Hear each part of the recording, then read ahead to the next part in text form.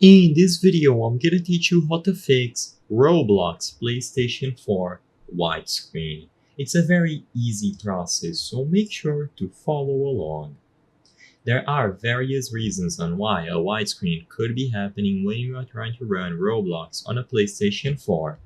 Usually, the major issue is attributed to the game not being installed properly. This can be either due to missing files when you first downloaded the game or files that were corrupted during installation.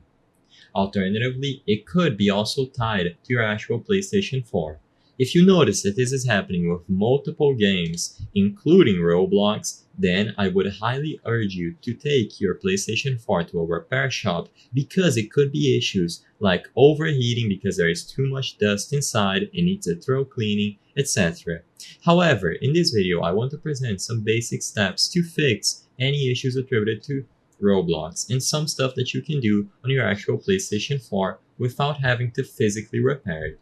The best course of action is going to be to completely delete Roblox and download it again. So all that you have to do is go over to your library, find Roblox, and choose the option to delete the game completely. Immediately after you delete Roblox, you will be able to simply reacquire it from the Play Store.